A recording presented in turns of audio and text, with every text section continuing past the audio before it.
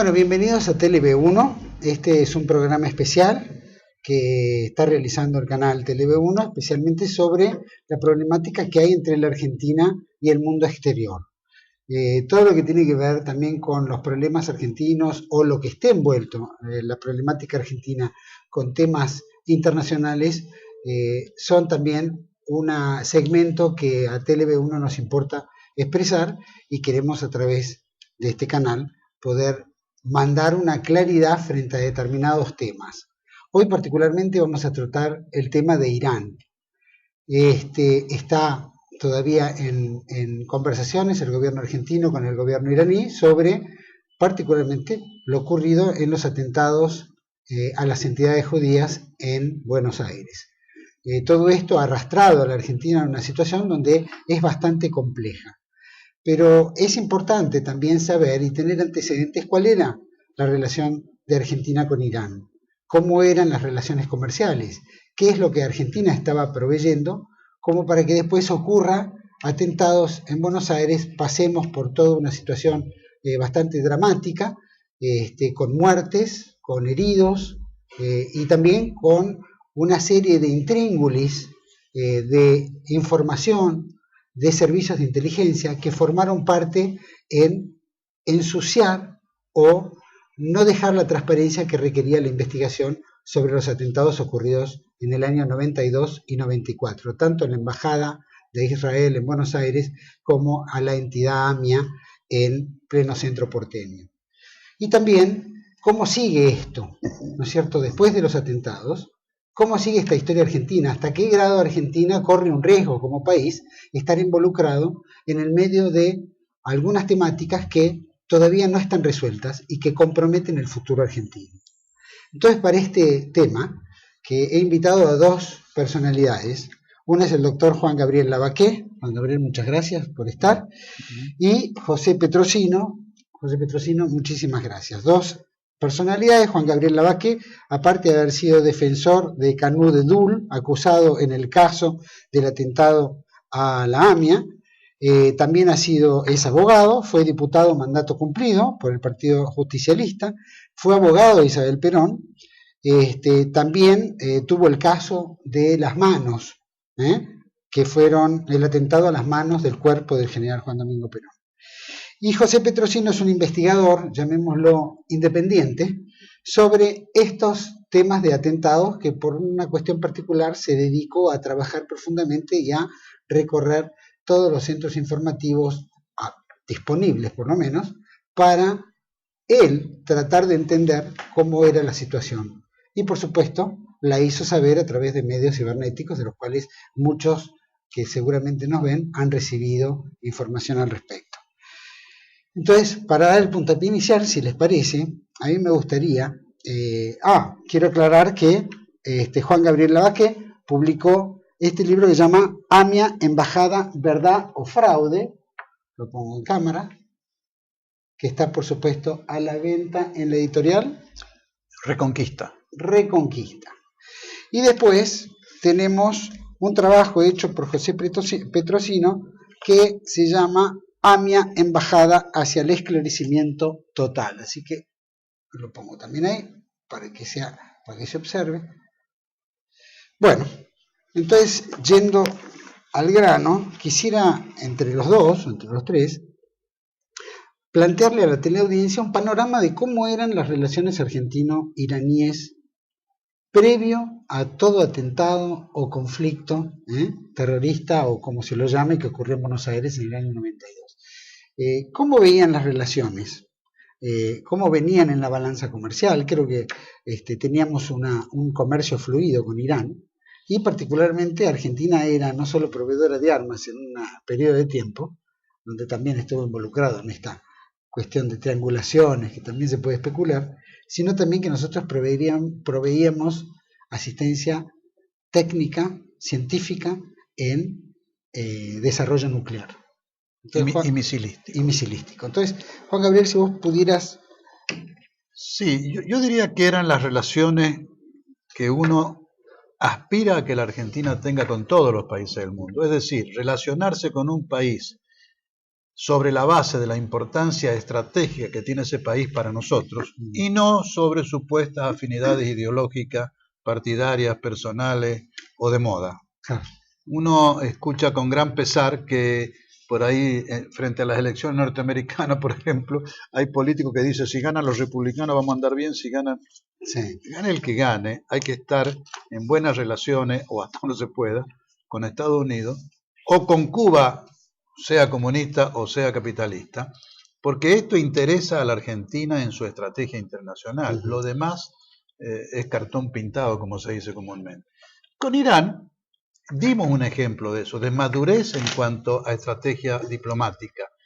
Estaba el Shah, que era el mandadero de los Estados Unidos, si se quiere, que había transformado de una u otra manera a Teherán en la nueva Habana de los ricos norteamericanos o occidentales, que era un sátrapa de la derecha, se diría hoy, y con él mantuvimos por primera vez, veníamos bien ya aún en la época de Mossadegh, pero mantuvimos con él una estrecha colaboración en el intercambio comercial y en la asistencia técnico-científica de investigación nuclear y misilística. Cambia el régimen, cambia radicalmente de la noche a la mañana cuando sube el ayatollah y se crea la República Islámica de Teherán, y sin embargo esas relaciones siguen exactamente igual. Lo que viene a perturbar la relación ni siquiera fue el atentado a la embajada todavía, ahí se mantuvo todo bien, sino el atentado a la AMIA, y no al producirse, porque se produjo en julio del 94 y las relaciones siguieron bien unos meses más, incluso un año más, sino que ahí comienza un proceso de presiones norteamericanas e israelíes, el sionismo en general, sionismo de Norteamérica con Bush y Rumsfeld y compañía, y el sionismo israelí, para que la Argentina se vaya distanciando de Teherán. Y entonces comienza la debacle, que será tema de otro bloque, me imagino. Seguro. Pero hasta ese momento nuestras relaciones eran óptimas, florecientes y crecientes, porque el comercio exterior, por ejemplo, a pesar de que es absolutamente unidimensional o unilateral, le vendemos de todo, mejor dicho, le vendemos mucho, 3 o 4 granos, y alguna cosa más, y no les compramos nada prácticamente, nada, pero no debe llegar a 5 millones de dólares. Y en aquel momento ya las exportaciones argentinas frisaban los 1.000 millones de dólares, hoy es más incluso. De modo tal que esto era el ejemplo de lo que debería hacer la Argentina siempre. El país nos interesa, no importa el régimen. El régimen no es cuestión de los iraníes. Pero desgraciadamente se echó a perder todo cuando se metieron intereses extranjeros, norteamericanos e israelíes, a gobernar nuestra política hacia Irán. Y esto fue la debacle para nosotros, el gran problema que hemos tenido. Debimos mantener aquello. Yo le doy un solo ejemplo. Yo he estado en Teherán 2 veces, porque para obtener pruebas sobre mi cliente Edul, mi defendido Edul, la primera vez viajé yo, la segunda vez me invitaron ellos, sí, me dijeron, si quiere venga de nuevo, tenemos más cosas, y fui, y fueron muy amables, de paso me sacaron el jugo, porque me prepararon un par de reuniones con la Cancillería, los abogados de presidencia y no me acuerdo quién más, para que yo les explicara cuál era mi visión del tema AMIA, y bueno, se las di, por supuesto, y además una serie de datos que creo que les han servido, porque veo que ahora están en boga de la boca de ellos, y yo he visto en Teherán, y he visitado Qom y Isfahán también, he visto en el pueblo iraní una gran simpatía hacia nosotros. 2 detalles. Cuando juegue el seleccionado argentino con cualquier país del mundo, todas las barras iraníes están por nosotros, salvo que jugara el seleccionado de Irán, pero tienen un equipo medio patadura, nunca van a llegar, o por lo menos por mucho tiempo, y hinchan por nosotros. Yo lo he visto a eso ahí y en el Líbano. Bueno, en el Líbano se entiende porque aquí hay muchos libaneses, pero en Irán no deben llegar a 20 los iraníes acá, y sin embargo se fanatizaban por la Argentina. Y el segundo hecho, en Irán hay muchas plazas, es una ciudad muy bonita, llena de plazas. La plaza más grande que yo he visto es la única plaza de Irán, y de Teherán por supuesto, que lleva el nombre de un país extranjero, y se llama Argentine Square, Plaza Argentina. Es una cosa increíble cómo nos quieren, a pesar de todas las cosas que se le hizo a nuestro gobierno hasta hace poco, las acusaciones, etc. La gente no se daba ni por enterada. Yo he paseado por Teherán y he dicho que soy argentino y me han saludado. Es una cosa notable, eso no hay que perderlo. Bueno, se ve que las relaciones comerciales en aquella época sumaban alrededor de $2.000 millones por No año. tanto, pero 1.200, estamos Por hablando ahí. del 92-94, Sí, ¿no? más o menos. Antes de la debacle, digamos. Ajá. Sí, por ahí 1.200 millones, lo cual es muchísimo para un país que no nos vende nada. Claro, claro. José Petrosino, en esas relaciones que teníamos con Irán, nosotros proveíamos una serie de tecnología y todo. ¿Había un poco más? ¿Sabés más o menos cómo era en tus Y investigaciones? yo creo que lo singular, me parece que los bienes así comunes eran una excusa, porque lo que les interesaba a los iraníes era que nosotros les proveíamos de armas y de tecnología nuclear, que empezó con el Shah y los militares, siguió con los ayatolás y los militares, y siguió con los militares y Alfonsín. Es decir, cambió el régimen de ellos y cambió el nuestro también. Y sin embargo, incluso en el año, debe ser el 78, el 88, o sea, en los últimos años de Alfonsín, nosotros le modificamos el reactor, ese reactor de los isótopos radioactivos que tiene, que se lo habían vendido los norteamericanos, allá, se lo habían dado. Y era para usar uranio al 90%. Entonces, como ya estaban los ayatolás y los norteamericanos ya andaban jodiendo con esto del 90% del enriquecimiento de uranio, entonces se lo hicieron modificar para que usara uranio enriquecido al 20%, que es ese famoso uranio enriquecido que se les terminó hace 2 años y que hubo un tire de afloje ahí, que al final ellos dijeron, bueno, si no lo probé, lo vamos a hacer nosotros, y al final lo terminaron haciendo ellos. Entonces ahora están enriqueciendo al 20%. Por lo cual lo están acusando de que quieren fabricar la bomba atómica. No, pero lo hicieron porque no le proveyeron. Claro. Además, ahí fue cuando ellos dijeron, un dato pero clave, ellos dijeron, esta partida que se los terminó en el 2009, creo que fue, nos la había provisto la Argentina en el año 93. O sea, se la proveyó Menem después de la embajada y antes de la AMIA. Entonces es ridículo pensar que van a bombardear los iraníes la AMIA. O sea, es una cosa tan absurda, yo te digo. Simplemente suponer, o sea, el último país en la Tierra que hubiera hecho Irán un atentado de ese tipo, si lo hubiera decidido hacer, que nunca lo han acusado además, nunca los acusaron de atentado indiscriminado. Pero el último país de la Tierra hubiera sido la Argentina. No, pero antes de ir al atentado en sí, que eso es... Claro, yo te digo porque como esa relación es la que provocó para mí, uno no sabe, es todo especulación, pero yo el motivo de los atentados, el motivo principal fue romper las excelentes relaciones que tenía la Argentina con Irán, que Menem no las quiso romper. ¿Por qué? Yo supongo que porque ha habido cometa por las armas, porque le estaban vendiendo, era el famoso contrabando de armas, el famoso contrabando de armas de a Croacia. En realidad no fue a Croacia, Croacia fue el primer embarque, el del 91, pero en el 91 terminó la guerra civil en Croacia. Y los otros 4 embarques fueron a los musulmanes bosnios, pagadas por Irán o tal vez por Arabia Saudita, o por ambos. Pero como Irán ya tenía una estructura de armas para comprar armas en la Argentina que venía de cuando tenía la guerra con Irak. Cuando tiene la guerra con Irak, Irán desarrolla una estructura de compra de armas. O sea que la Argentina, durante Alfonsín, fue el principal proveedor de armas de Irán, junto con Israel. Incluso se dio el caso ese del avión, ese avión argentino de transporte, un avión privado entre comillas, que llevaba armas, repuestos generalmente, de Israel a Irán.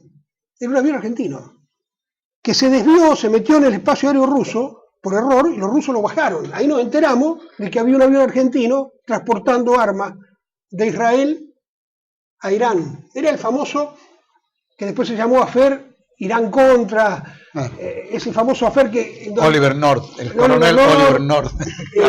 Que era el jefe de Monser Alcázar. O sea, Monser Alcázar se inició como secretario de Oliver North.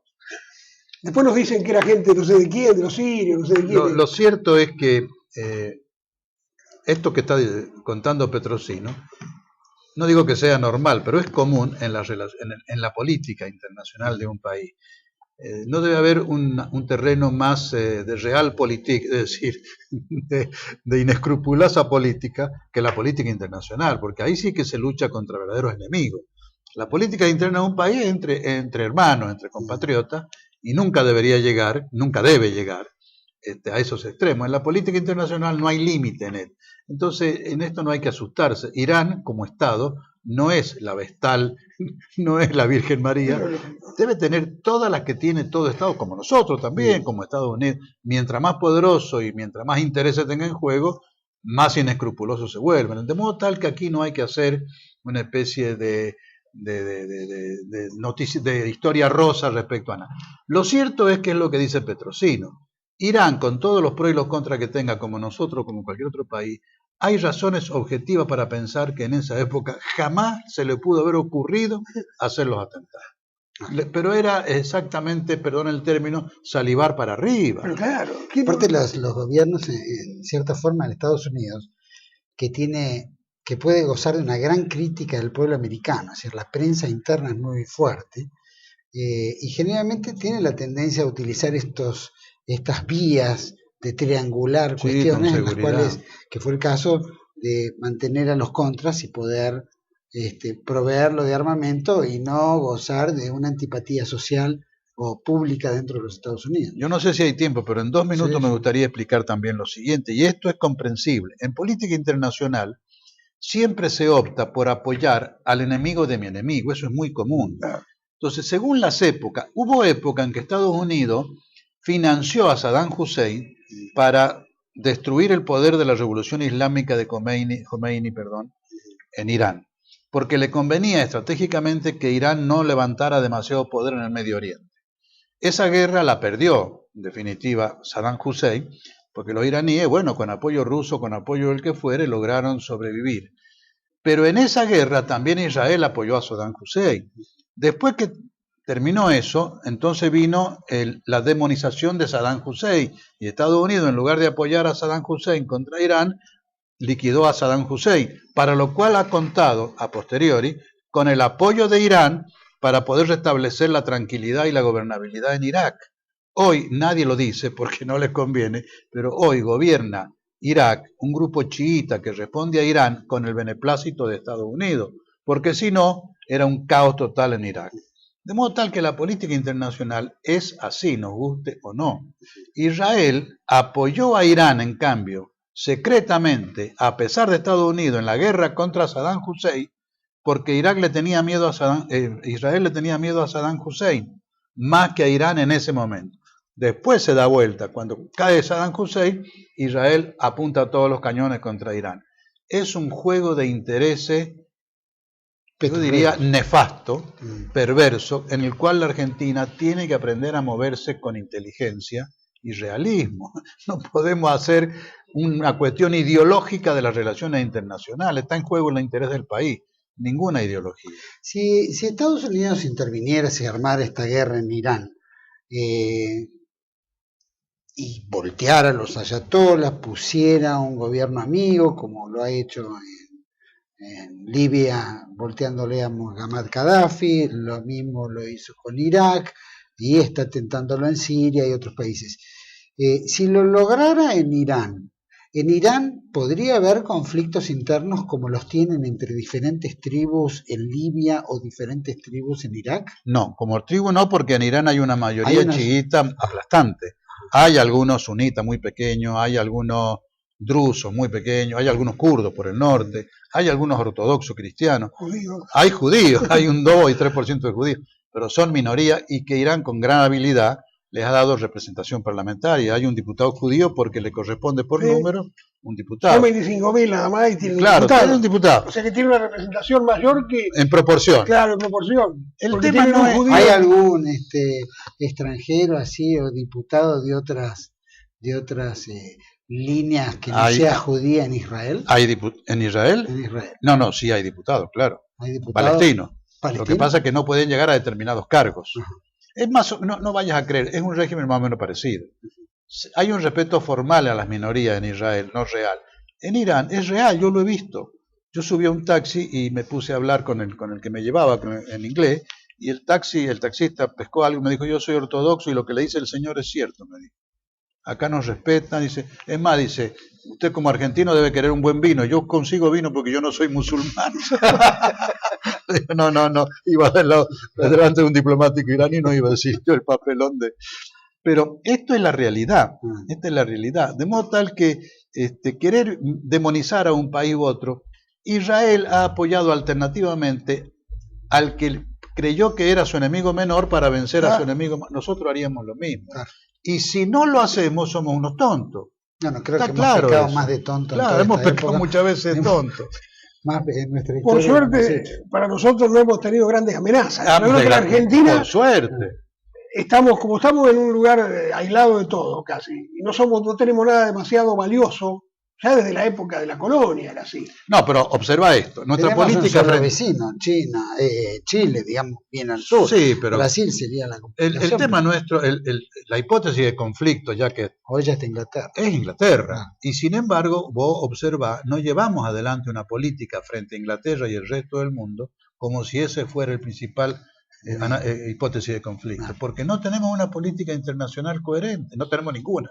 Ni coherente ni no coherente. Pero si nosotros hiciéramos lo que hace Estados Unidos, Israel o Irán, países serios, te guste o no, pero son de diplomacia seria, o Brasil, ya tendríamos que tener nuestra escala de hipótesis de conflicto, escala de peligrosidad, y tener toda la política exterior orientada a bloquear a ese mayor hipótesis de conflicto. Claro. Y no lo tenemos. Y bueno, pero el único acá, porque una cosa que los días estábamos hablando, yo le decía que nosotros tuvimos la primera independencia porque se cae España.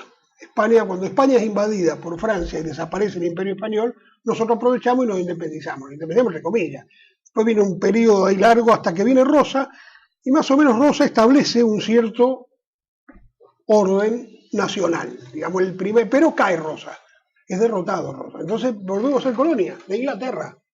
Hasta que en el 45, yo le decía que Irigoyen era un pro-británico a muerte, porque los radicales se llevan mucho la boca, porque era anti-norteamericano, porque en ese momento a Inglaterra le convenía que la Argentina fuera anti-norteamericana. Entonces nosotros jugábamos la política. Hablando de pro-británico, Juan B. Justo, no te olvides. Pero la famosa neutralidad era porque le convenía a Inglaterra. Nosotros éramos neutrales, porque fuimos neutrales con Castillo, que era pro-británico, y con, ¿quién era? ¿Cómo se llamaba? Roque Saimperia, que estaba, creo, en el año 14, cuando inició la Segunda Guerra Mundial, estaban los conservadores. No, estaba ya Aristóbulo del Valle.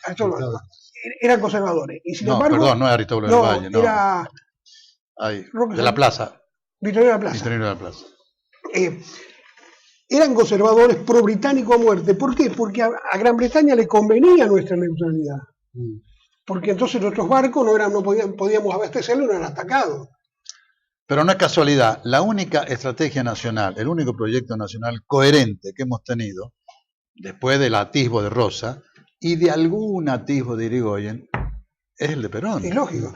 El anterior fue el de Roca, o el de Mitre Roca, si se quiere, pero para el otro lado, ¿no? Era dentro del esquema de dentro colonia. Del esquema, claro. Que hablamos colonia. Y nosotros fuimos, o sea, Perón, pero lo que yo le decía, que Perón fue el hombre justo en el momento justo. Porque Perón no podría haber hecho lo que hizo si no hubiera sido porque Europa se había destruido. Porque la Segunda Guerra Mundial ha sido un hecho que ha causado tanto cambio en todo.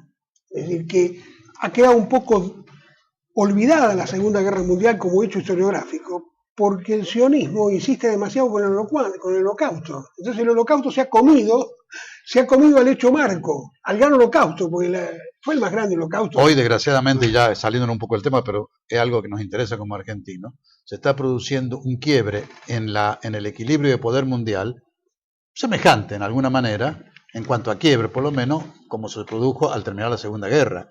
Terminó la unipolaridad de Gran Bretaña y comenzó la bipolaridad de la Guerra Fría.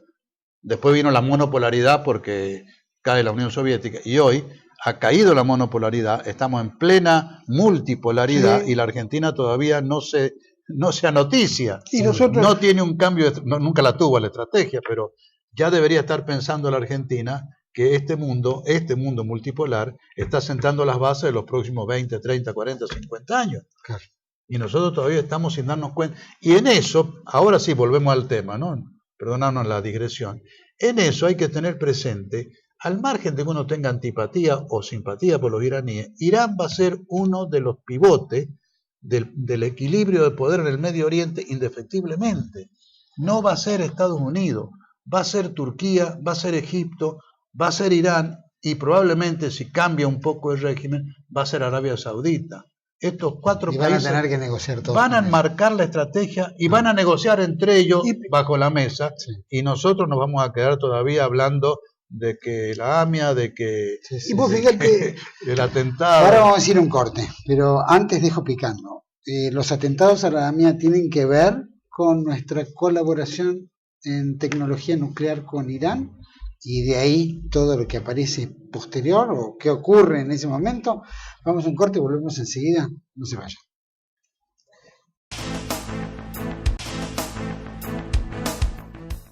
Bueno, seguimos en este tema de política exterior con Juan Gabriel Lavaqué y José Petrosino analizando toda la cuestión Irán y la Argentina, por supuesto. Y la pregunta pendiente que había quedado en el bloque anterior es si los atentados, ya yendo de lleno a los atentados, tuvieron algo que ver para romper esta relación tecnológica que tenía Argentina tan beneficiosa con Irán, de proveer no solo a Irán, sino que también a Irak. Proveía tecnología. Esto es otro de los cuentos de Navidad que ha tirado el sionismo Israel sobre nosotros. No tiene nada que ver. Yo en mi libro lo analizo fecha por fecha. Se produce el atentado de la AMIA, julio del 94, y no pasa nada en las tratativas entre la Argentina e Irán. Es más, durante un año y medio, casi 2 años posteriores al atentado a la AMIA, julio del 94, insisto, negocian una indemnización hasta que llegan a un acuerdo en enero del 96, un año y medio después largo, por la cual la Argentina le paga una indemnización simbólica, $5 millones, creo, simbólica para la enorme importancia de los tratados que tenían en juego. Termina todo bien, termina todo pacíficamente. Esto lo ha tenido que reconocer en el expediente de la AMIA, tanto el doctor Cavallo como el doctor Di Tella, Guido, los dos ex cancilleres argentinos que estuvieron en esa negociación, Cavallo al principio hasta el 91 que pasa a ser ministro de Economía, y Di Tella después, lo han reconocido los dos de que se mantuvieron relaciones cordiales para llegar a un acuerdo hasta que se logró en enero del 90. Yo lo transcribo, incluso transcribo el acuerdo. Entonces, de modo tal que esto es una falacia. Esto es un invento del sionismo para tratar de alguna manera de justificar su acusación de que fue Irán el autor intelectual, al menos, de los atentados, o por lo menos el de la AMIA. No hay ninguna cosa de esto, absolutamente. El tema de los atentados se dan en qué marco, cómo lo estudiaron los Y dos? para mí es la implosión de la Unión Soviética. Ese es el gran, como yo te digo, la gran bisagra. Fue como el 45. Después de la Segunda Guerra Mundial se dio vuelta a todo. Después de la implosión de la URSS se dio vuelta a todo. Entonces Estados Unidos Irán pasó a ser del enemigo del enemigo a un posible nuevo enemigo, porque el imperio se quedó sin enemigo. Yo creo que, y ahí fue cuando Kissinger sacó esa famosa frase: ahora el enemigo es el Islam. O sea, porque Kissinger... Y el choque de civilizaciones de Samuel Huntington. Claro, gran armador de la política muchísimo, exterior. claro. Y completado con el fin de la historia. Sí, también. Todo eso no se cumplió, todo eso se vino abajo, porque, bueno, el enemigo del Islam se terminó porque el enemigo, lo fabricaron el enemigo con estos pocos salafistas, estos loquitos sueltos de Arabia Saudita, que además dentro del Islam porque ya el chiismo ya es minoritario, creo que el 5% de los musulmanes son chiitas, el resto son casi todos sunitas, y hay una minoría ínfima de wahabitas, que son estos loquitos sueltos totales, de Arabia Saudita, que son con los que armaron el terrorismo internacional.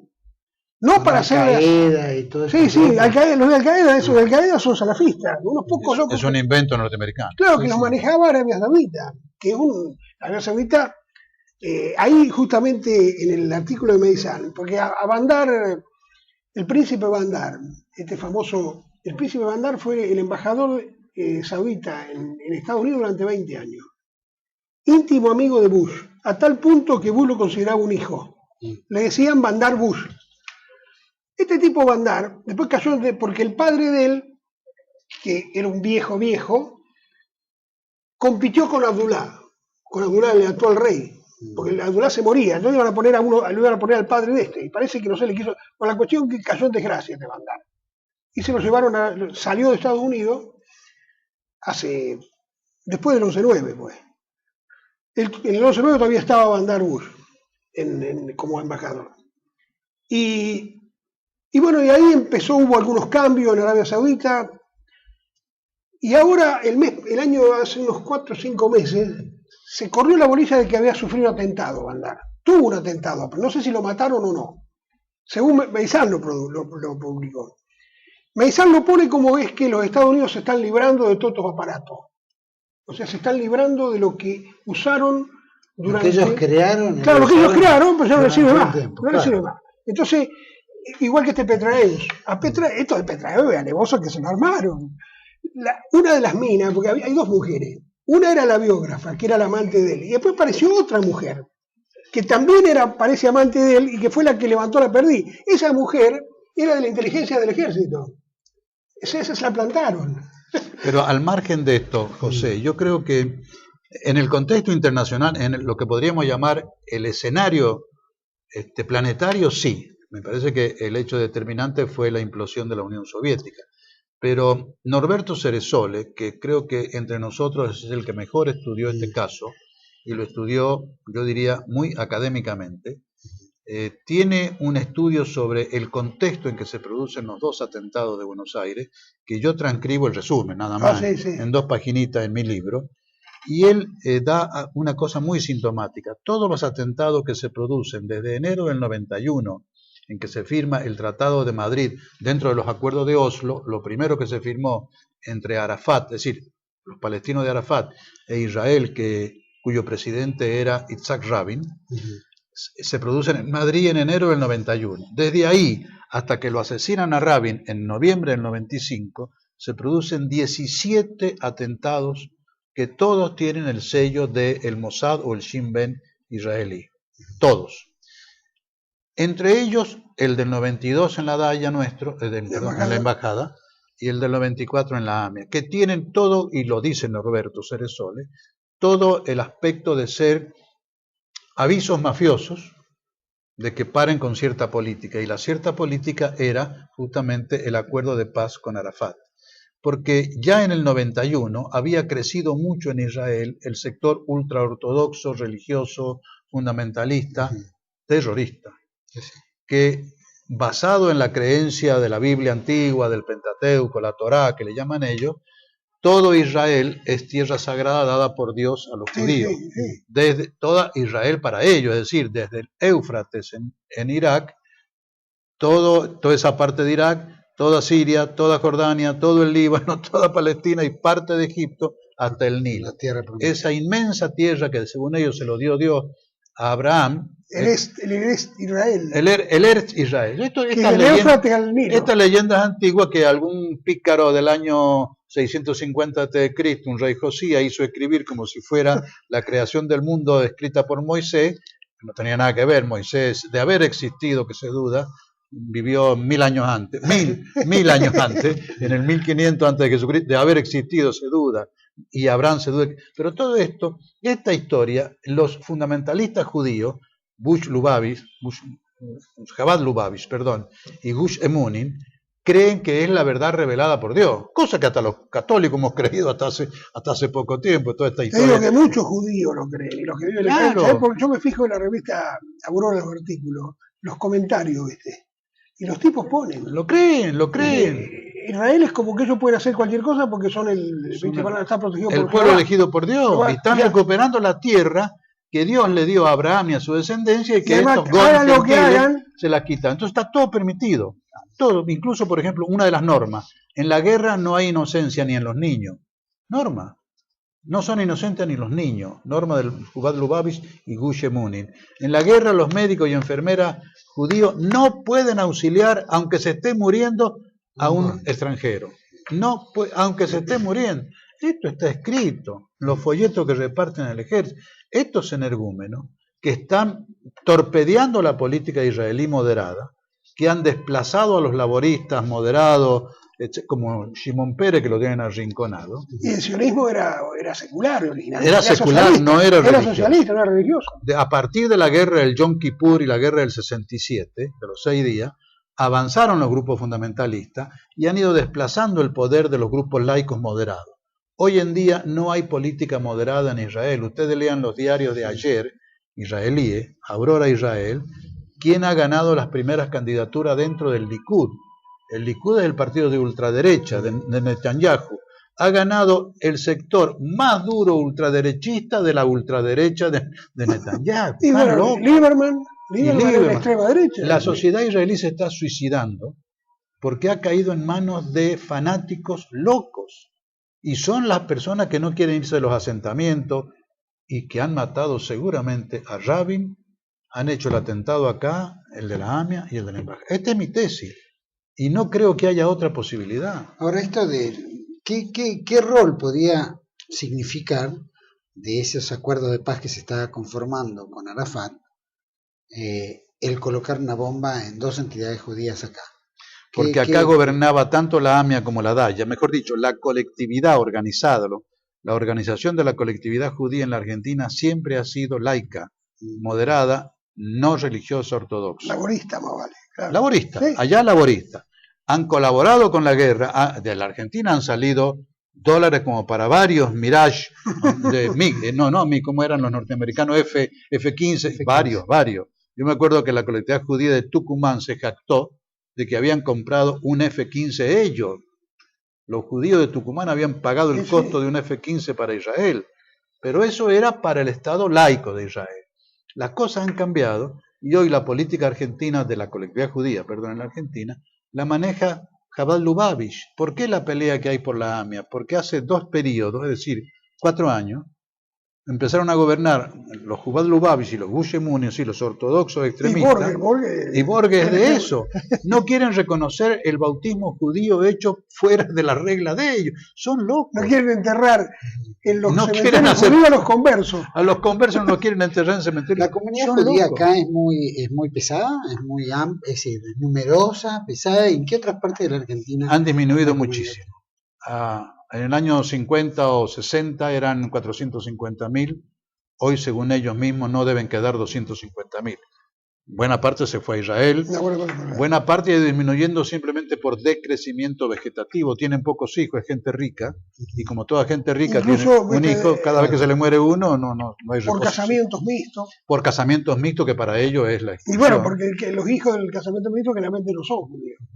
Claro. Aunque sea hijo de madre judía. No, lo mismo. ¿Y cuál es la comunidad iraní en Argentina? Nada, son 20 familias. 22 familias, en serio. Solamente. Yo intenté fundar hace ya un tiempo una asociación de amistad de pueblos, argentino-iraní, y me fui a la embajada y le dije, me dan los iraníes que vienen a Argentina, y se rieron, me lo dieron en la lista, eran 22. Y ahí, no existe. En la causa embajada, hacen una investigación de los iraníes, porque resulta que un argentino fue testigo de la voladura, del disparo de los explosivos que estaban en el interior de la embajada, desde la esquina de Córdoba y Libertad. Desde esa esquina dispararon los explosivos. Y un argentino, de casualidad, fue testigo, un tal Sedarri. Está en el libro de Fay. Lo que pasa es que el viejo Fay modificó el relato para acomodarlo, para no hacerlo tan alevoso. Así todo es alevoso. Pero si uno lee el fallo, que lo tomó de ahí, Fay, del fallo de diciembre del 99, en el relato de la historia de Sedarri es más alevosa todavía. Este Sedarri era un repartidor de sanitario. Entonces va a descargar los sanitarios en un negocio ahí sobre Córdoba, va a parar en la camioneta y había un auto parado, con un tipo en la puerta. Entonces se baja y le dice, no puede correr. El tipo no le da bolilla. Entonces medio se puede discutir. En eso viene uno corriendo desde Cerrito. Viene corriendo de Cerrito por Córdoba. Se sube al auto, venía con un aparatito en la mano. Se sube al auto, habla 2 palabras con este tipo en un idioma que este hombre no entiende. Este le deja lugar, se sube al Peugeot 400, a un Peugeot 404, pone el aparatito sobre el asiento, arranca, y cuando arranca, vuela la embajada. Sedarri, entonces este tipo Sedarri le llamó la atención, porque todo ese hecho que justo se produjo la voladura en ese momento. Entonces le dijo al hermano que era policía. Esa misma tarde lo llevan a Sedernia a la Casa de Gobierno. Lo interroga el embajador de Israel, Korach, la Policía Federal, o sea que le dieron crédito. Bueno, entonces, ¿qué hacen? Es evidente que los tipos de ahí volaron la embajada. Y la postura, había posturas de que había un coche y había posturas que fue adentro. Grandes en ambos casos. En ambos casos. Hay peritos muy reconocidos que han determinado que la voladura de ambos casos se producen dentro de los edificios. Y se sobrepone en la justicia argentina de que fue afuera a través de coches, bombas que nunca se encontraron los rastros. Se lo imponen a la Corte Suprema. Ahí fue cuando yo fui a declarar. Cuando yo voy a declarar, en marzo del 99, en ese momento, en los diarios, en todos lados, la comisión bilateral, Soria, Cruchaga, Galván, le decían a la Corte que tenía que decir que había habido coche bomba. La Corte se negaba a decir que había habido coche bomba, porque estaba probado que no había habido coche bomba. Está probado en los expedientes. Bueno, ahí fue cuando yo le mando la carta, como medio para alentarlos, digamos, que le mando este opúsculo, que yo lo preparé con lo que había ido investigando hasta ahí. Y a la semana me llega la nota diciéndome que me presentaba a declarar. Y justamente el tema era el coche bomba. Eso fue 25 de marzo del 99. ¿Encontraron algún indicio de coche bomba? No, estamos discutiendo hoy, ¿viste? Yo pensé, más o menos, tuvimos con 3 secretarios jóvenes, una chica que escribía máquinas lo que nosotros hablábamos, y 2 secretarios, y un fiscal. El principal era Richard, que era el número 2 de Canevari. Diego Richard, que después se fue, ahora lo defiende al Fino Palacio. Y entonces estuvimos 5 horas ahí hablando. Yo me quedé como que habíamos estado de acuerdo que no había habido coche bomba. Además eso lo habían probado. Habían hecho una audiencia especial de compatibilización de pericia. ¿Cuándo aparece el coche bomba? ¿Cómo? ¿Cuándo aparece el indicio de coche bomba? En la embajada aparece en la noche misma del atentado, según cuenta el doctor Bisordi. Bisordi era el secretario de la Cámara, secretario penal de la Corte, perdón, y fue el primer investigador. Después vino Canevari, con el tiempo. Claro, a Bisordi lo sacan al año. Lo sacan a los 6 meses. Sí, porque Bisordi quería investigar. El presidente de la Corte en ese momento era el doctor Levene, nieto, Ricardo Levene, aquel viejito civilista, de la tradición, de la prosapia de los Levene en derecho argentino y en historia. Y Bisordi cuenta de que todo indicaba que había sido en el interior. Menem dijo en el interior, ahí, in situ. Manzano dijo evidentemente interno. Y esa noche él, cuando va a la comisaría 15 que atendía ese caso, sorpresivamente se lo encuentra el jefe de seguridad de la Embajada de Israel hablando con el comisario. Pregunta, ¿qué pasa? Y le dice el comisario que ha venido de visita, el encargado de seguridad de la Embajada de Israel, a decirle de que comiencen a investigar porque fue con un coche bomba. Tenemos mucha experiencia en esto, le puedo asegurar que tiene una agria discusión Bisordi con el encargado de seguridad y al final Bisordi lo despide con cajas templadas, pero esa tesis se impone. Yo tengo un capítulo entero dedicado a demostrar que nunca existió coche bomba, ni en la embajada, ni en la AMIA. Más fácil de probar. Eso lo puedo afirmar y firmar. Es más fácil en la embajada porque la embajada pusieron mal el falso cartel, lo hicieron en la calle. Entonces, pero eso viene de un error de Manzano. Porque Ronnie Gorni va a la comisaría, hasta que va Ronnie Gorni a las 6 de la tarde, 7 de la tarde en la comisaría 15, ya los policías daban por cierto la explosión interior, porque había Osvaldo Laborda, el perito de gendarmería, que después se da vuelta y dice, no, fue coche bomba. Bueno. Entonces, Ronnie Gorni, los tipos ya, porque Menem, esto, mira, lo tengo en lo tengo allá, después lo vemos. Hay un artículo de Gente, en donde Díaz, que ahora está en la revista Perfil, estuvo ahí y al otro día hizo el artículo. Y entonces el tipo dice que ni bien estalló la AMIA y Manzano le avisa a Menem, Menem le dice, bueno, vayan con gente de bomberos a ver a dónde fue la explosión y qué pueden sacar de la explosión antes de que... O sea, Menem estuvo bien. Mandó, hasta que lo apretaron, no, lo apretaron, estuvo bien. Lógico. O sea, actuó porque Menem en la embajada, en la AMIA yo creo que sabía, pero en la embajada no sabía. Entonces hace lo lógico, dice, bueno, vayan con gente de bomberos a ver dónde fue la explosión, toda la información que pueden sacar. Entonces van los tipos de bomberos y enseguida dicen, no, la explosión fue interior. Entonces, la primera hipótesis fue la explosión interior. Entonces, ¿qué hacen? Le piden a Visordi que detenga a los que habían descargado material en la mañana, porque la explosión había sido más o menos en la puerta donde estaba la puerta no estaba anulada, porque estaba la refacción, estaba el depósito de materiales. A la mañana habían descargado materiales, bueno, era posible que a lo mejor con los materiales metieran los explosivos. Bueno, entonces, Visordi ya había librado la orden para que detuvieran a los... albañiles. A los albañiles y a los de la el transporte. Va Ronnie Gorni, le dice, no, ustedes abandonen esa hipótesis. Porque la explosión hubo coche bomba, porque yo que soy experto en el atentado, y listo, nunca más se habló de coche bomba. Hay una crónica del diario de la Nación que los periodistas, cuando al día siguiente cambian de opinión el gobierno y dice que hay un cráter, se reían.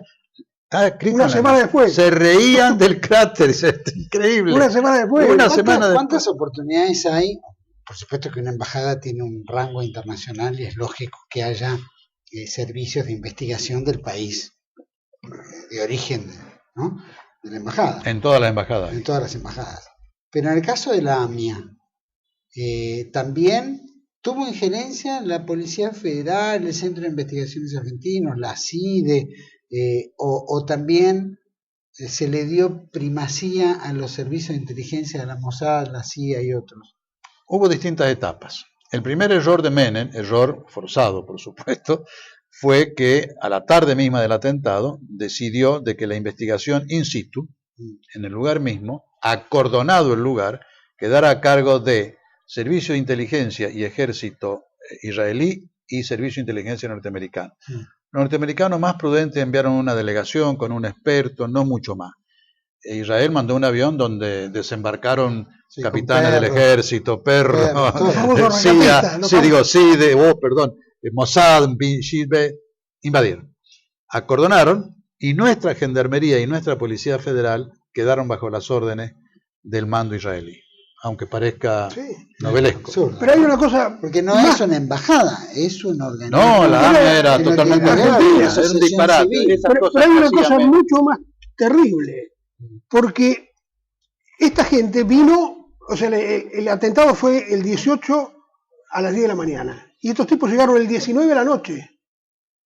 Durante todo ese periodo no hubo rescatismo, porque Menem no dejó actuar al ejército que se ofreció balsa, que ya tenía... Venían voluntarios, entraban, salían, era un caos. No, pero además no dejó actuar al ejército que tenía, o sea, no dejaron actuar, o sea, que murió gente por esperar a que vinieran los rescatistas israelíes. Lo que pasa es que Menem pensó que con esto se iba a congraciar con Estados Unidos e Israel.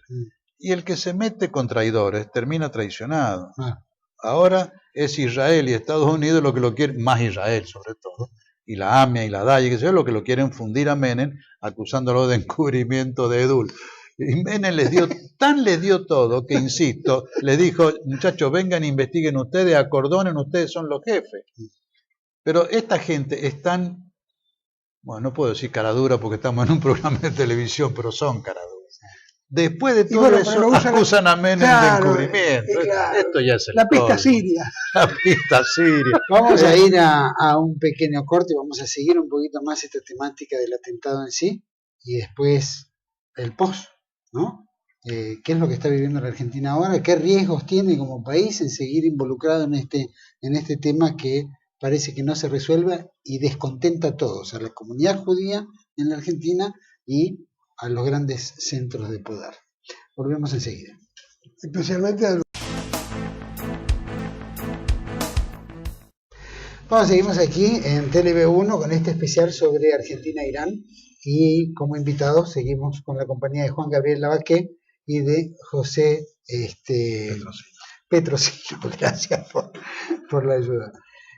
La pregunta pendiente que había quedado, que habíamos analizado es, ¿cuáles fueron los indicios que dieron como para que la embajada se cerrara ese caso? ¿Qué indicios dieron? ¿Cómo afectó a la comunidad judía?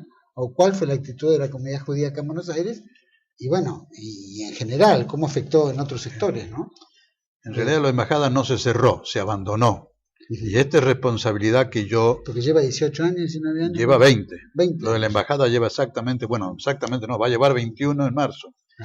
Esto es responsabilidad directa de la Corte de Justicia, por supuesto de la anterior que presidía Nazareno, pero esta por omisión, más que por omisión, ha mantenido abandonado el caso cuando hay más que suficientes pruebas para no reabrirlo, continuarlo. Claro. Es responsabilidad directa de esta Corte que no quiere, no puede, no se anima, lo que quieran, reabrir la investigación o continuarla. El tema es muy sencillo.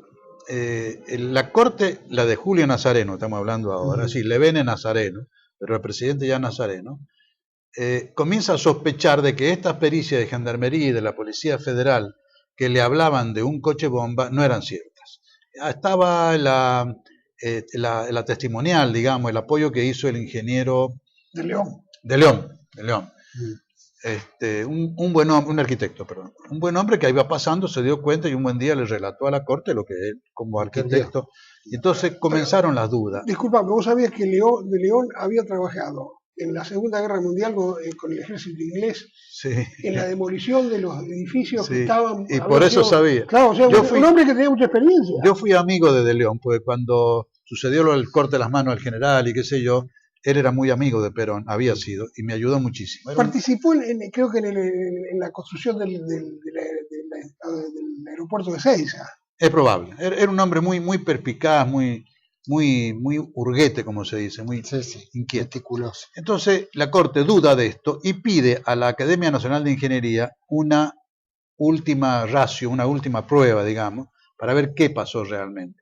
Y la Academia de Ingeniería se lo toma muy a pecho, nombra 2 ingenieros de su seno y le pide a la Facultad de Ingeniería de Tucumán, de la Universidad Nacional de Tucumán, que tiene el mejor laboratorio de explosivos del país, que colabore, y lo mandan al ingeniero Danesi, creo que se llama. Danesi. Estos 3 ingenieros, 2 de la Academia y Danesi de Tucumán, hacen una pericia impecable y le informan a la Corte que la explosión fue adentro. Y depende de la cantidad de explosivos que hubieran puesto. Si eran 300 kilos, la explosión fue 1 metro adentro o 1,5 metros, y si eran 500 kilos, era el otro, el 1,5 metros o el metro. Porque la Policía Federal disentía con Gendarmería, uno decían 300 kilos, otro 500 kilos. Entonces el estudio que hace por computación, la facultad y la Academia de Ingeniería, es para una carga de 300 y para una carga de 500. En los 2 casos era adentro. Entonces la Corte, preocupada, pide a todos los peritos, policía, que incluye bomberos, Gendarmería, Ejército, porque había hecho un simulacro de explosión en Azul, y Academia Nacional de Ingeniería y Facultad de Ingeniería de Tucumán, una audiencia conjunta, para que los peritos entre sí debatan y determinen en conjunto una opinión para la Corte. Se produce el debate, 4 horas de audiencia, pública, pide la Corte, la Embajada de Israel pide que sea privada, la Corte accede porque la Embajada era querellante, privada, pero la Embajada no asiste. Entonces se produce la audiencia, que es secreta. Yo la conozco porque corrió por internet. A mí me han prometido, me han ofrecido dármela a conocer, pero bajo secreto. Le digo, no, yo prefiero no conocerla bajo secreto porque la conozco. Las actas se filtraron. Las filtraron los muchachos de Biondini. Se ve que tienen alguien ahí. Sí, tienen alguien adentro. Entonces, los 3 o 4, eso fue en mayo del 97. En julio del 97... corría por internet, por todo. La publicaron. Por eso no lo deben querer tanto Biondini. No, por eso no lo quieren mucho. Pero ahí queda clarísimo que hay un debate técnico entre ellos, y los 3 ingenieros los matan, como se dice comúnmente, a lo de la policía, y determina fehacientemente de que fue adentro. Entonces la Corte, Nazareno, da una conferencia de prensa y dice que ha pasado esto, y que como es muy serio el resultado, se abre una nueva pista de investigación sobre la posibilidad de que hubiera sido adentro. Se levanta Avirán, embajador de Israel, lo acusa de antisemita, y que si llegan a abrir esa investigación le van a promover juicio político a la Corte por antisemita. La Corte arruga, hablando en criollo, y determina dejarlo morir. sube esta corte y sigue arrugando y lo deja morir hasta que un buen día, año 98-99, Petracchi, presidente de la corte, da un comunicado diciendo de que no se ha podido determinar quiénes son los culpables, pero sería un grupo de la yihad islámica, y ahí muere desde el 98 hasta hoy. Y lo dejan dormir. Y lo dejan dormir esta corte también. Nadie lo quiere despertar. Yo he presentado escrito diciendo, señor, yo he presentado mi libro a la corte, diciéndole, señor, tómenlo como base para reabrir la investigación. Ni me han contestado el escrito. La corte José, de justicia. una pregunta. ¿Qué diferencia hay entre que la bomba yacía adentro o afuera? Si el hecho del atentado tiene que lo que pasa es que el coche bomba, en algo que seguimos especulando, porque lo que pasa es que el coche bomba conductor suicida, el coche bomba conductor suicida es la marca musulmana. Por eso los tipos instalan un coche bomba conductor suicida. Los musulmanes no se meten adentro de la embajada. Claro, los musulmanes también se podrían meter. Pero se inmolan en un coche bomba. Tampoco en la embajada, en la AMIA. O sea, la AMIA tampoco. O sea que si el atentado fue con coche bomba conductor suicida, es lo más razonable pensar que fueron musulmanes. Ahora, la cola de paja la muestran cuando dicen los que digan que fue adentro de la embajada o de la AMIA son antisemitas. Entonces que tienen miedo de que se investigue. Este es el principal problema. ¿Por qué uno sospecha de que fue uno de ellos, los grupos extremistas de ellos lo que lo hizo? Porque no quieren que se investigue si fue adentro. ¿Hay antecedentes de autos atentados? Estos 17 casos que da Ceresol en su libro son todos autoatentados. Tenemos todos. Como antecedente, yo creo que el antecedente, porque nosotros hay que tener en cuenta que con estos dos atentados, ellos iniciaron lo que después llamaron el terrorismo internacional. Porque hasta ahí todavía el terrorismo internacional no se hablaba mucho. Que en realidad lo empezaron en Lockerbie, la voladura del avión de Lockerbie, con el cual yo estoy en contacto con... Vos has seguido con ese tema. Sí, no, porque todavía está abierto ese tema. Porque hicieron un juicio, la CIA acusó a dos libios.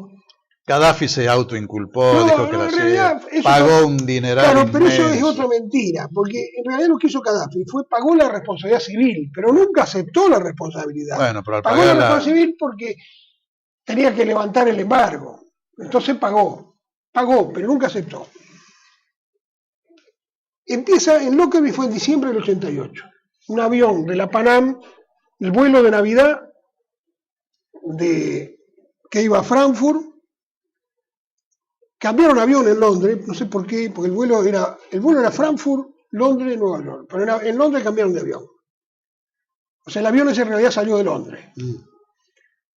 Y explotó a la media hora de salir de Londres. Sobre Escocia. En el aire de Escocia. En realidad explotó sobre Inglaterra. Vos mirate. Claro, pero después... Pero los restos cayeron en la frontera. O sea, ese fue uno de los problemas que tuvieron. Porque para mí el atentado lo hicieron para que cayera en el norte de Inglaterra, que es una zona más o menos despoblada. Caía en Inglaterra, los ingleses arreglaban todo. Cayó en Escocia, justo en el límite, porque este pueblito Lockerbie está justo en la frontera. Y de Zapa justo cayó el pedazo más grande, un ala, sobre el pueblo. Entonces el ala llena de combustible explotó y mató a 11 aldeanos, más los 269 que iban en el avión. ¿Y cuál es el objetivo del atentado en el avión? Bueno, el objetivo, como siempre, es todo suposición los objetivos. Nunca se sabe, porque ni siquiera se sabe quién fue, mucho menos se sabe el objetivo. Para mí el objetivo fue culpar a Irán, porque originariamente el atentado fue hecho para culpar a Irán. O sea, las pistas falsas indicaban a Irán. A tal punto las pistas falsas indicaban a Irán que plantaron porque ellos dijeron que la bomba estaba en un radiocassette, bueno, que lo encontraron casualmente, lo encontraron en el área. Siempre encuentran una Biblia, con unas prendas. Un Corán. Bueno, en las Torres Gemelas se encontraron los pasaportes. Los pasaportes. Encontraron unos caraduras. Encontraron el resto de la valija, el resto del cassette y unas prendas. Entonces las prendas esas las habían comprado en Malta. En Malta. Resulta que el que la había comprado en Malta, según la descripción de la boutique, era un flaco alto de 50 años. Que respondía a la descripción de un tal Abu Talb, que era un terrorista palestino del grupo de Jibril. Jibril era de los palestinos medio marxistas, que estaba medio peleado con Arafat. el famoso Frente para la Liberación de Palestina, Ahmed Jibril. Todavía vive, creo. Estaba en Siria. Entonces la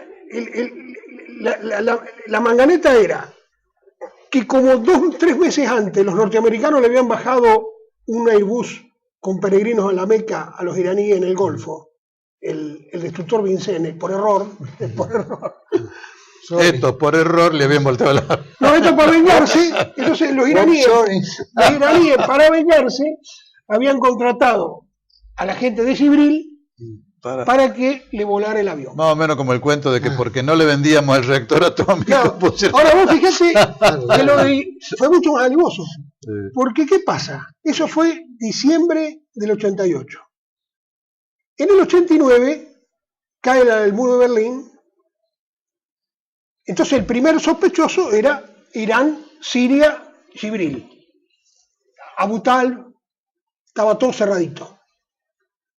Pero resulta que en el 89 cae el muro de Berlín, se da vuelta todo, ahí tenemos la famosa bisagra, y entonces ya Siria e Irán pasan a ser necesarios. ¿Por qué? Como enemigos, claro. Como amigos, porque necesitaban atacar a Saddam Hussein, que era el que era enemigo de ellos antes, pero que dejó de ser amigo. Entonces, ¿qué hacen? Sobre la marcha, lo sacan a Siria, a Irán y a Jibril, y la CIA inventa esto de un palestino, un libio, que era un agente de seguridad de la aerolínea libia. Muchachos, ahora, ¿qué pasa? Al-Megrahi. Entonces acusa a Al-Megrahi, la CIA, en el 91. Y acusa a otro amigo de Al-Megrahi, otro libio, que era empleado de la aerolínea libia en Malta, en la ciudad de Malta, ahí no sé cómo se llama, Luga, que se llama la ciudad. Y entonces, pero es ahí que el reconocimiento inicial del dueño de la boutique, que era un flaco de 50 años. El mismo que habían reconocido. Pero mirá, y Megrahi era un gordo petizo. Pero lo mismo fue el que compró la ropa. Y tenía 36 años. Pero no te rías, porque en la embajada, en la AMIA, por lo menos que es lo que yo he seguido, han hecho lo mismo. Primero fue la pista siria, porque les convenía la pista siria, porque después cuando ya arreglaron las cosas con Siria, porque se firmaba el tratado, se iba a firmar con Israel y Siria de no agresión, qué sé yo, dieron vuelta y volvieron contra Irán. La acusación contra Irán en firme se sigue desde octubre del 2002 recién, porque es cuando Duhalde pacta con Estados Unidos un arreglo entre la CIDE y la CIA y lo manda a Miguel Ángel Thomas, secretario de la CIDE, y pacta con el director de la CIA, que van a empezar a investigar la pista iraní, y se trae el famoso informe que después le dan a Stiuso lo firma y se lo manda al juez. O sea que la pista iraní, o sea que se empieza a dudar de Irán a partir del 2002. No, a dudar siempre lo tenían, no, porque eso siempre pero la pista que seguían era la pista siria. Y cambian después. Por eso lo agarran a que no. A Canoredú lo agarran porque era la pista siria. Pero vos fíjate que a Canoredú le plantan la llamada. O sea, a Canoredú le plantan la llamada. Le plantan la ida del camión. El camión de Volquete. De Haddad. Pero resulta que Haddad no era musulmán, sino cristiano. Y entonces no cerraba. A Haddad lo hacen a un lado, Volquete a un lado. No, es que... ¿Cómo es esto? No, además es hijo de libaneses, Haddad, pero son cristianos, maronitas, como yo. Sí. Pero vos fíjate que además Menem la para porque la pista siria en cierto modo lo afectaba a él. Entonces era lógico que Menem iba a decir, pará, me tengo que bancar el comer el atentado. Pero ojo, estuvieron con la pista siria hasta el 2002. Por eso. Hasta el 2002. Recién cuando Israel quiere hacer la paz con un tratado de no agresión, qué sé yo, con Siria, para que no jorobe Siria con el Golán y qué sé yo, entonces ahí le desvían el tema contra Irán, y es ahí donde Duhalde pisa el palito, lo manda a Thomas, reciben el informe, lo traen como la Biblia Sagrada y lo ponen a Nisman de fiscal. Ahora, no es casualidad. Pero lo de Dul fue... Vamos, porque se nos va quedando poco tiempo. Me encantaría, lo que pasa es que si vamos cerrando más puntualmente el esquema va a ser mucho más provechoso para la teleaudiencia. La verdad es que hubo 2 atentados, en los 2 atentados murió mucha gente, en los 2 atentados coincide la comunidad que está afectada emocionalmente como víctimas de la comunidad judía y muchos vecinos no judíos, y eso sigue sin resolverse de alguna manera y queda todo estancado. Pero todo eso pone un brete en la Argentina. La Argentina está como en el medio del pato de la boda, digamos, ocurren acá los atentados por algo que todavía nadie se define qué es, ni cuáles eran los objetivos, ni si la bomba fue adentro o afuera, si fue Siria, fue ¿no? Irán o quién fue. Hay una cosa que es muy Si simple. fue la propia Israel que provocó eso también para alterar algo de la política nacional argentina o algo de algo, pero la cuestión es que acá ocurrió. Y hay comunidades que están exigiendo un esclarecimiento. ¿Esto tendrá en algún momento un esclarecimiento, por lo menos para esa gente? La única duda que yo tengo de que el diálogo entre Irán y la Argentina actual realmente siga adelante es ese. Porque si el diálogo sigue adelante, no tienen más remedio, digo yo, ¿no?, que formar una comisión binacional que aliente una investigación sincera. Y esto a Israel no le conviene. A Estados Unidos sí, porque Estados Unidos, y yo creo que por eso nuestro gobierno se ha animado a dar este paso de dialogar con Irán, Estados Unidos se está despegando de las locuras de Israel, poco a poco, en muchas. Exactamente respecto al deseo israelí de bombardear Irán, Estados Unidos lo ha frenado, y lo ha frenado en seco. Ha mandado una carta a Irán diciéndole que si Israel la ataca, Estados Unidos es ajeno a eso y que por favor Irán no ataque bases norteamericanas en el Golfo porque ellos no tienen nada que ver con Israel en este ataque. Eso es durísimo. De modo tal que bien puede ser que Estados Unidos haya muy discretamente insinuado al gobierno argentino que haga estas negociaciones como una forma indirecta de debilitar a Israel y despegarse de Estados Unidos. Fíjate que desde que han comenzado el diálogo estos dos países nuestros, Argentina y Irán, Estados Unidos simplemente dio un comunicado diciendo de que eso no es beneficioso, nada más. Nada más. Además un funcionario menor, ¿no? Y menor, creo que un vocero un tipo que pasaba por la embajada y dijo, sí, esto es malo. En cambio, Israel, la AM y la DAIA, todos los días están en toda la prensa, que le es adicta, porque está toda con ellos, insistiendo en la locura de... ¿Cuál es la locura de dialogar para investigar? ¿Cuál es esa locura que no entiendo? Ellos decían que no quería cooperar, resulta que ahora que quieren cooperar. Ahora quieren cooperar, lo que no quieren es que se investigue en serio. ¿Por qué crees que no quieren que se investigue? No, porque fueron ellos. O sea, hay una cosa que es evidente. La caja de Pandora de que son... por lo menos es la sospecha legítima. Si vos no querés que se investigue algo es porque la investigación le tenés miedo. ¿Por qué le tenés miedo? Ahora, lo que pasa es que a esta altura, ¿viste? Ya con todo lo que se ha visto, porque acá, ojo que con la AMIA ha habido 3 juicios orales. Es decir, es mucha la prueba que hay. O sea, son 1.200 testigos y peritos que declararon en el juicio oral. Que de paso cañazo sacaron, ¿viste? Hicieron desaparecer de la web. Algunos. Otros no llamaron ni siquiera a declarar. Bueno, pero ojo que 1.200 hubo. Sí, pero digo, hay otros. Los testigos clave para demostrar que no hubo coche bomba, por ejemplo. Pero hay 10, de los cuales 9 no fueron citados. Pero eso fue Galeano. Después, ojo que en el juicio oral los llamaron a casi todos. Ahí están todos. ¿Todos los que da la nata, por ejemplo? Sí. Y está incluso... un testigo clave que no interrogó Galeano, que fue el conductor del colectivo 75. Sí, eso no. El conductor del colectivo, había un colectivo 75 que venía por Tucumán y lo agarró la explosión en la esquina. O sea, el colectivo quedó ahí. O sea, no hay duda de que estaba en la esquina. El colectivero que dice, ningún vehículo venía delante mío. Yo paré en Uriburu, porque en Uriburu hay semáforos. Levanté gente. Lo único que me pasó fue un taxi. Tampoco dobló ninguno por Uriburu. Nadie venía delante mío. Lo dice el tipo con su absoluta Pero certeza. hay un periodista blanco de radio que inmediatamente después, 5 o 10 minutos después, recorriendo, se encuentra un fulano en una actitud muy sospechosa con una bolsa de plástico poniendo o sacando cosas y le dice, vos sos servicio, ¿no? ¿Y por qué? Y esto lo declaran en el tribunal oral. Lo pasan por alto. ¿A qué hora fue el atentado? A las 10 menos 3 minutos, 9:57. Ahora, bueno, esto nos tiene en un brete, y hace poco, como bien planteamos, en Naciones Unidas Argentina recibe el ofrecimiento de Irán para tener conversaciones bilaterales y tratar de buscar una salida. Argentina obviamente está...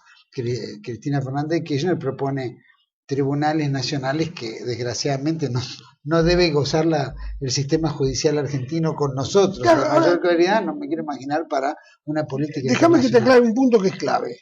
Acá se pone esa muletilla de que se entreguen, que tienen que entregar. Ahora, hay una cosa que es elemental, y cualquiera que conozca el mínimo de derecho internacional o derecho, yo el caso de extradición lo conozco bien,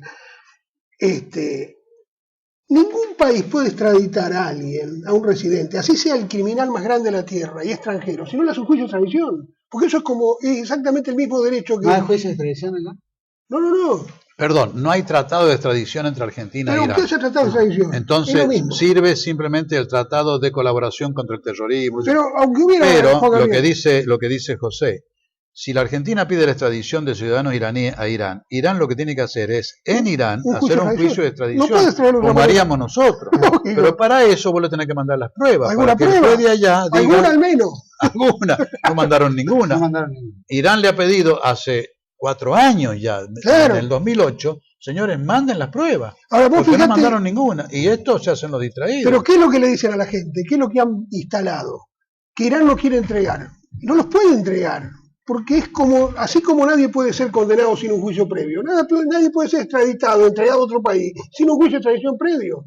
Al menos que la persona lo acepte, de motu propio, que diga, no, está bien, yo voy, entonces sí te extraditan. Pero lo peor de todo es que eso que dice José está en los tratados, es cierto, pero también está en la ley argentina. En la Argentina hay una ley especial que se llama Ley de Extradición, en donde determina la actitud que va a tomar la Argentina cada vez que le pidan la extradición de un ciudadano.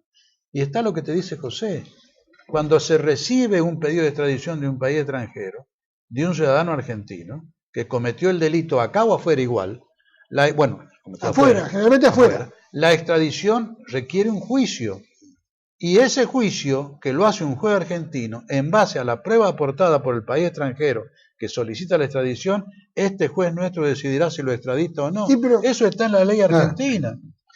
¿Ustedes creen que...? Pero yo te quiero decir, Espera, para que José, la gente espera, conozca el caso clásico de lo que pasó en Inglaterra. Porque no es que fue en Venezuela o en Siria. ¿Qué o pasó en en un país. Inglaterra? Vamos En Inglaterra lo detienen en el año 2003. Galeano emite los primeros pedidos de captura contra iraníes. Era otro tipo de pedido de captura, no involucraba al gobierno de Irán. Galeano decía que eran elementos radicales del régimen. Entonces pidió la pedido de captura de 5 o 6, entre los cuales estaba Soleimanpur. Soleimanpur ya no era funcionario, estaba haciendo un curso en Londres, no en Londres, en una ciudad al norte de Londres, en Inglaterra. Entonces cuando aparece el pedido de captura, Interpol, que no es Interpol, sino es Scotland Yard, va y lo detiene, porque va a la orden de acá, entonces lo detiene y lo pone a disposición de un juez británico para que le hagan un juicio de extradición. O sea, se lo detiene, se espera 30 días, 40 días para que el país requirente aporte la extradición, si no lo liberan. Si en los 30 días no aporta los papeles necesarios, entre los cuales están las pruebas, lo liberan. Entonces, bueno, lo detuvieron a Soleimanpur, Irán pidió que lo liberaran bajo fianza, la justicia británica no aceptó la liberación bajo fianza, $1 millón le ofrecieron. La familia, porque parece que Soleimanpur es un tipo Pidieron las pruebas acá y le mandaron, escúchame bien, 6.000 hojas con pruebas. Y el juez de Londres dijo, en las 6.000 hojas no hay una sola prueba. Lo liberó. Y tuvimos que pagar $280.000 de las costas del juicio. ¿Y sabe por qué? Porque justamente cuando lo detienen, Soleimanpur, la embajada iraní y la familia, porque parece que la familia de Soleimanpur tiene plata, se ofrecieron a pagar $1 millón de fianza, pero no para irse de Inglaterra, para quedarse fuera, para no estar preso. O sea, esperar el juicio, el resultado del juicio, libre. La justicia británica se lo rechaza. Pasan 15 días, 20 días, y los iraníes vuelven con la oferta, y se ve que ahí se lo aceptaron. Entonces lo liberaron, quedó libre en Inglaterra, a la espera de que llegaran los documentos de Argentina para continuar el juicio. Y después, según el resultado del juicio, a Soleimanpur lo agarraban, si resultaba que iba a ser extraditado, lo detienen y lo mandan a Argentina. ¿Ustedes creen que está bien, pero ustedes No, te creen digo que... esto porque justamente acá el nudo del argumento sionista es que Irán no quiere entregar a la... No coopera, no quiere entregar, como si Irán pudiera entregarlo, no los puede entregar directamente, tiene que hacer un juicio, si no, entonces para hacer un juicio hay que mandar pruebas. ¿Qué es lo que pasó en Inglaterra? Porque fíjate vos que si en Inglaterra no se lo entregó, si Inglaterra no entregó a un iraní, ¿te imaginas? Irán va a entregar a un funcionario iraní. Sin juicio. Eso pretende que la comunidad judía sabe la verdad. No, la comunidad no. La comunidad no. La dirigencia con absoluta seguridad la sabe. Y si no la sabía por otro medio, yo les he mandado mi libro. Eso los liga. Que la saben, la tienen que saber. Los liga en complicidad, digamos.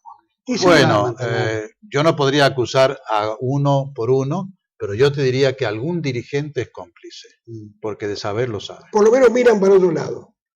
Bueno, es una forma de complicidad. ¿Qué creen que ocurrió ahora en este diálogo entre Irán y Argentina que no salió a la luz, que fue una conversación entre Timerman y el ministro de Relaciones Exteriores iraní? Lo que yo estoy seguro es que esto ya está muy cocinado. O sea, no es que esto no fue una cosa de ahora, de estos días. Timerman dentro de la comunidad judía, pues judío y nacionalizado, es decir, ha renunciado a la ciudadanía norteamericana. Hay que aclarar que era ciudadano norteamericano. Sí, pero ojo, Timerman es judío, pero ojo que el padre obedece a un gobierno que ha decidido otra política. Está bien. No, por eso. Ojo que el padre por eso digo, pero en este aspecto. Timerman es judío de tipo laborista, si claro, su papá lo era también. Y el padre lo echaron de Israel. Y al padre lo echaron. No es del tipo de judío ortodoxo que gobierna hoy la AMIA, por ejemplo. Es más, vale el Timerman es del grupo de los judíos demócratas. Vendría a ser así. Claro, como este famoso lingüista, como Chomsky. Noam Chomsky. Chomsky, que son judíos, pero que critican a Israel. Hay judíos antisionistas, ojo. Sí, a lo mejor sí, va a ser antisionistas. Hay no judíos sionistas. Bueno, ¿qué crees que fue? ¿Qué se especula? ¿Qué especulás así que hubo de acuerdo con Irán? ¿Qué conversación? ¿Llegaron a alguna conclusión? Acá nuevamente nos han puesto las cosas al revés. Acá lo singular fue cuando en el 2006 a Kirchner lo obligaron a acusar a todo el gobierno de Irán.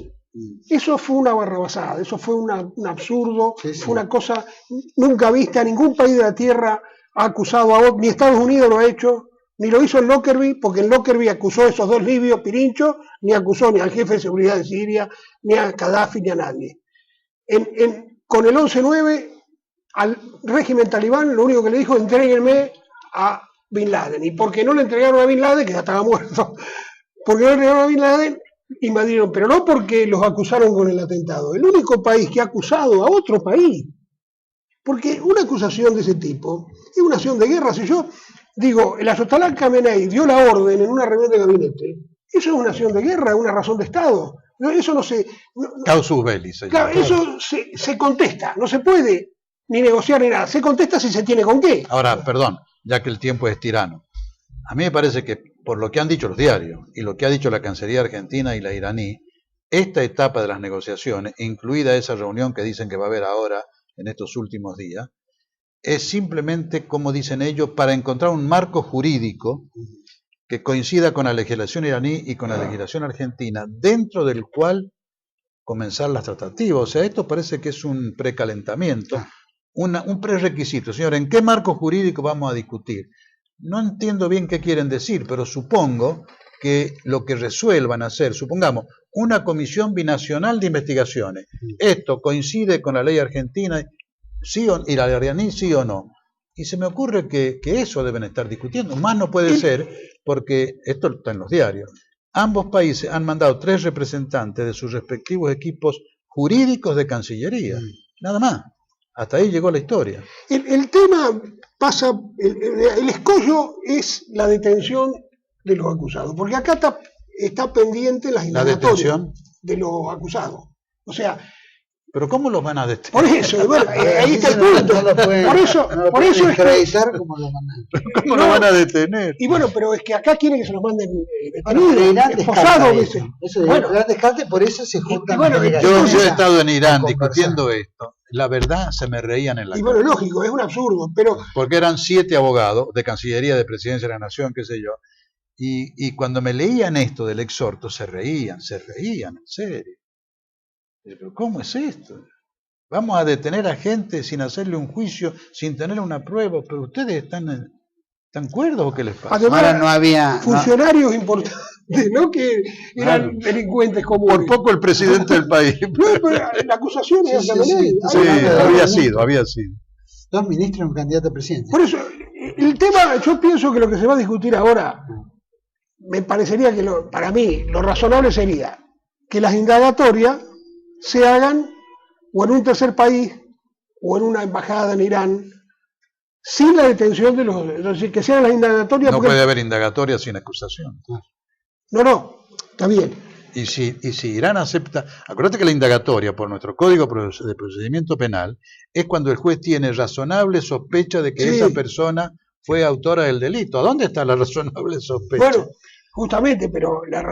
Suficiente, dice el Código. Suficiente pero la motivo. indagatoria, digamos, es el lugar donde el acusado tiene la posibilidad de rebatir las pruebas. Sí, señor, eso Bueno, es cierto. Es un acto ahora, en defensa del por acusado. eso. Pero necesita que el juez tenga suficiente motivo para sospechar de que él... ¿Con qué derecho se maneja Irán? ¿Derecho romano? ¿Derecho anglosajón? No, es un derecho propio. Acordate que tienen una civilización de Sí, sí. 6.000 o 7.000 años. Es un derecho propio, pero tienen mucho conocimiento de lo que podríamos llamar el derecho occidental o derecho romano, si querés. Bueno, germánico, romano.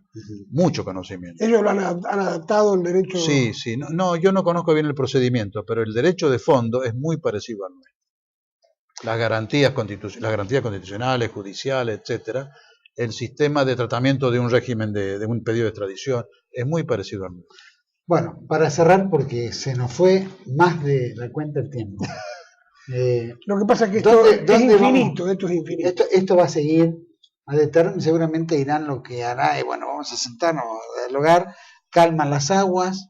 Dios quiera que ¿Por qué? formen una comisión binacional de investigación, porque ahí sí hay esperanza de que se diga algún día. Pero con todo lo embadurnado que está la causa. Puede ser, ¿puede no, todavía salir algo la limpio? causa se le saca la hojarasca rápidamente. ¿Ah, sí? La prueba, te digo, la prueba Yo la está- conozco a la causa. La prueba es... Y te podría decir qué página de qué tomo hay que sacarlo Claro, y tirarlo. o sea, es decir, lo que uno debe hacer es sumar la prueba adecuadamente. Pero la prueba está toda producida, no hace Ahí falta está. investigar nada. Ya No, toda la sí, prueba está. hay algunas Con cosas los que se peritos podría a favor y en contra. seguir la pista. Con los peritos a favor y en contra. No, porque Eso es lo que podrían hacer. ¿Por qué no un cuerpo internacional de peritos que haga la pericia? O que estudie la pericia y diga, esta es la verdad. O que haga una nueva. ¿Viven todavía los peritos? Sí, viven todos. Todos. Juan Gabriel Lavaqué, muchísimas gracias, muchas gracias, y José Petrosino, muchísimas gracias. Me hubiera gustado que esto dé para más tiempo porque hay anécdotas y José... y lo que pasa es que esto tiene implicancias tan extensas, esto es una cosa que abarca tanto. Claro, Eso me hace dudar de que realmente investigue. Lo que yo creo es que Sí. mirá, Es muy difícil. Pero cerremos, Hay que cerrar. para mí hay una cosa, es que si la manija viene de Estados Unidos, puede ser que sí. Si no viene la manija de Estados Unidos, no se va a progresar nada. Ahora, si la manija de Estados Unidos, por alguna razón que a Estados Unidos le convenga, Claro, mañana viene- quiere normalizar su relación Exacto. con Irán porque le conviene contra otro país. Exacto. Si se se investiga termina la en causa. serio, Israel queda desnudo en el medio de la calle. No, sí. Totalmente. Juan Gabriel Lavaqué, muchísimas gracias. José Petrosino, muchas gracias.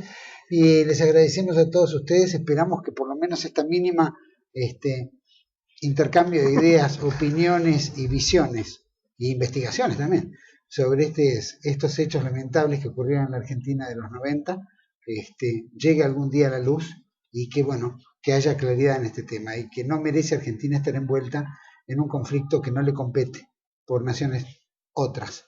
Y tampoco hacer el ridículo como se viene haciendo hasta ahora con toda esta complicación que se hace tanto en la investigación judicial como también en el rol internacional que vamos jugando.